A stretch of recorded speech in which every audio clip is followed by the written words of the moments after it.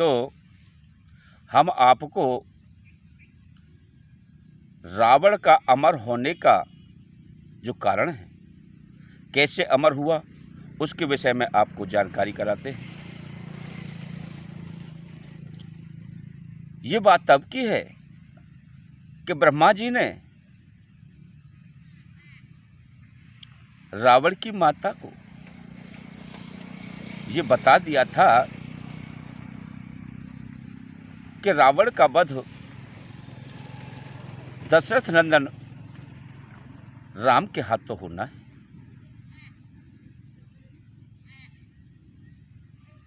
तो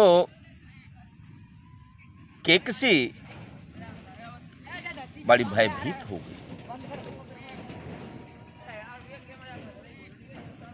अब वह विचार में पड़ गई, इस अंजसमस में रहे कि ये कैसे परमात्मा मेरे पुत्र की प्राण रक्षा हो। रावण ने मैं दानव की पुत्री मंदोदरी से विवाह किया और मंदोदरी को भी यह अवगत हो गया कि मेरे पति का प्राण संकट में है। मंदोदरी ने अपने पिताजी से कहा, पिताजी, मैं अपने सुहाग को अमर रखना चाहती।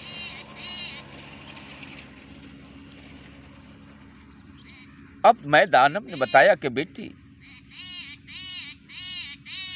चंद्रमा पर अमृत है और वहां उस अमृत कलश के पास कोई जा नहीं सकता। केवल 1 साल में 1 दिन के लिए वहां स्थान मुक्त होता है।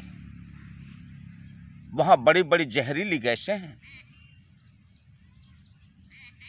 बड़े बड़े प्रहरियों का पहरा है, वहां कोई जा नहीं सकता।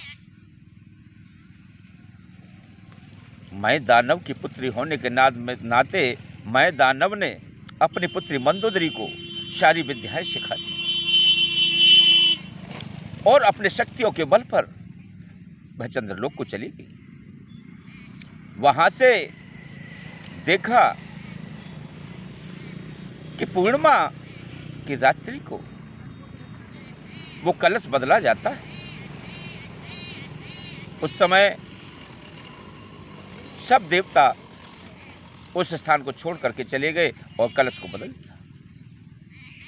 मौका पा करके मंदोदरी वहां चली गई। एक अंगूठी थी जो इस प्रकार की थी कि उसमें कुछ भरा जा सके।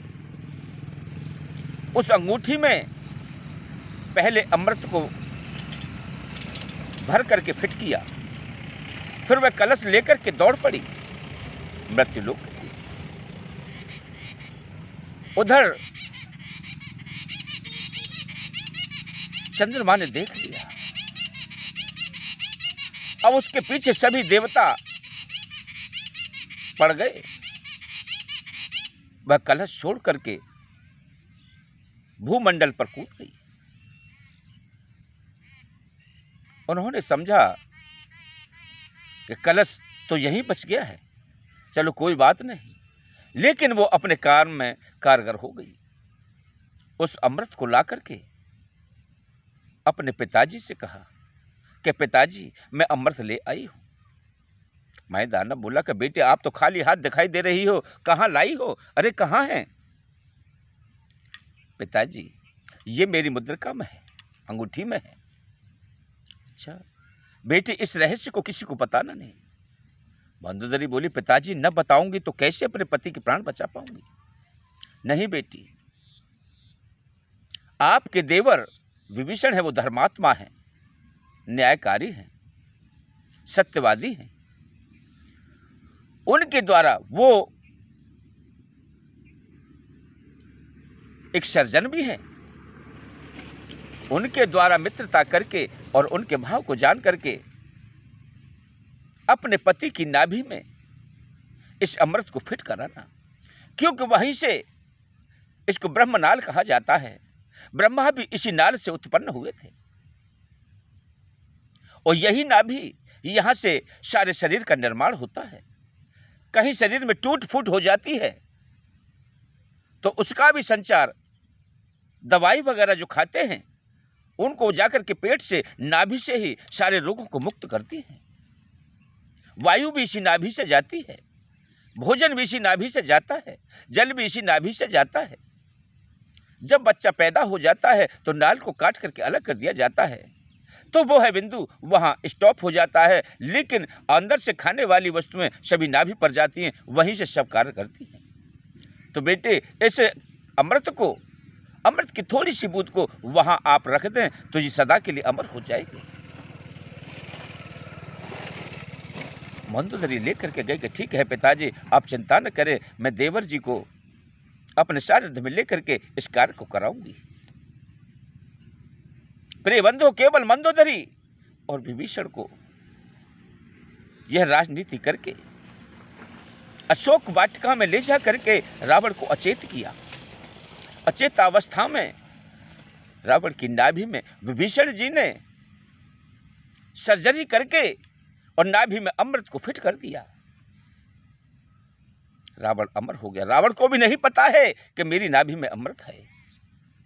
जब जब युद्ध करता, शरीर के अंग कट जाते, पुनः नए आ जाते। प्रिय बंधुओं, हमने आपको विभीषण जी के सर्जन होने का परिचय दिया, रावण को अमरता का कारण भी बताया। आप हमारे चैनल को सब्सक्राइब करें, हमारी वीडियो को लाइक करें, दूसरों को शेयर करके इसके विषय में जानकारी कराएं।